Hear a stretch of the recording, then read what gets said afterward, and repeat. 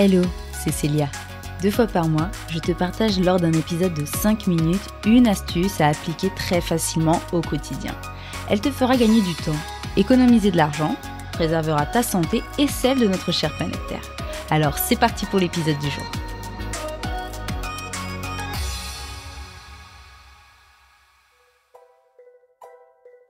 Aujourd'hui, je vais te parler de la consommation de viande. Alors tout d'abord, je souhaite insister sur le fait que cet épisode n'a pas vocation à te faire arrêter de manger de la viande et ne porte aucun jugement. L'objectif est ailleurs. Pour info, sache que la consommation de viande a augmenté en France entre 1950 et 1990, passant ainsi de 44 kg par an par personne à 91 kg. À l'échelle mondiale, alors que celle-ci avait tendance à augmenter due en grande partie à l'émergence de certains pays en voie de développement, on note aujourd'hui une baisse inédite. Plusieurs explications sont d'ailleurs possibles.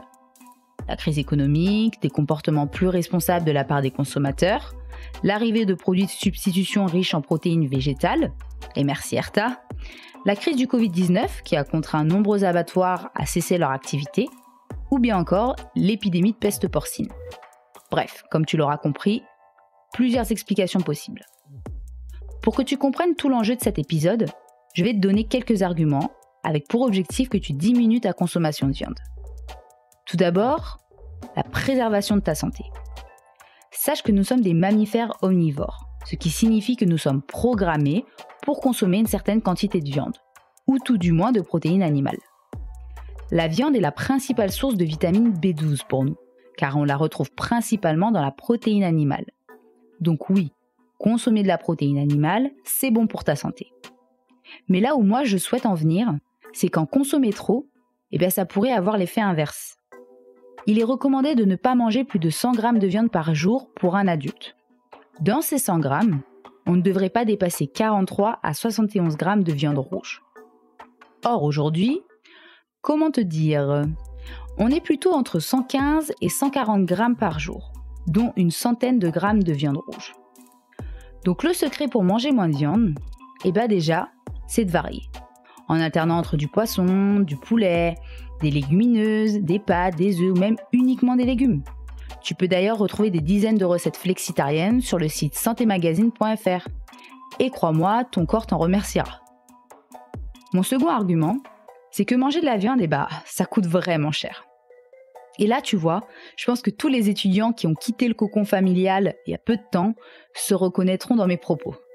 Quand tu vis chez tes parents, t'as pas cette conscience du coût de la vie. Et quand tu fais tes courses pour la première fois et que tu vois le prix de cette bonne entrecôte qui te donnait tellement envie, waouh, c'est là que tu redescends direct de 10 étages. Donc en gros, diminuer ta consommation, ça fera un bien fou à ton porte-monnaie. Et d'ailleurs, ça nous amène à mon troisième argument, qui est de consommer moins pour consommer mieux. Si tu suis la stratégie de consommer moins, tu auras cette possibilité de consommer une viande de bien meilleure qualité. Et d'ailleurs, pour être certain de la qualité de la viande, tu peux te fier à certains labels, comme le label rouge, mais aussi celui de l'agriculture biologique. Donc en résumé, on privilégie de la viande locale, bio, achetée chez le producteur ou chez un boucher, qui découpe lui-même.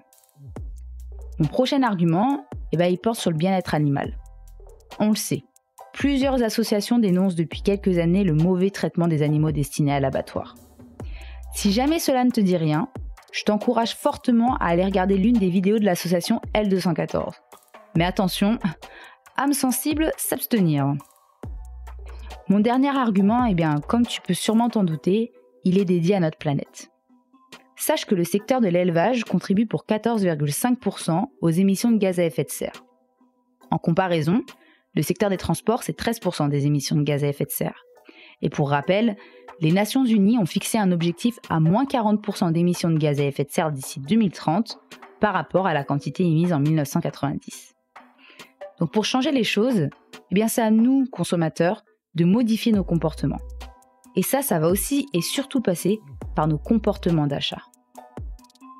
Bon, ça y est, j'ai fini de t'assommer avec mes arguments. Maintenant, c'est à toi de jouer. Mais avant de se quitter, je récapitule. Tu devrais diminuer ta consommation de viande, car premièrement, ça serait bien plus sain pour ta santé. Et ton portefeuille te dira merci. Ça te permettra de consommer de la viande de bien meilleure qualité en faveur du bon traitement animal. Et pour finir, pour participer à la diminution de production de gaz à effet de serre. Voilà, j'espère que cet épisode t'a plu. N'hésite pas à laisser 5 étoiles et un commentaire sur Apple Podcast pour toucher toujours plus de monde. N'oublie pas, c'est lorsque l'on agit ensemble que nos actes ont un impact. À dans 15 jours pour le prochain épisode.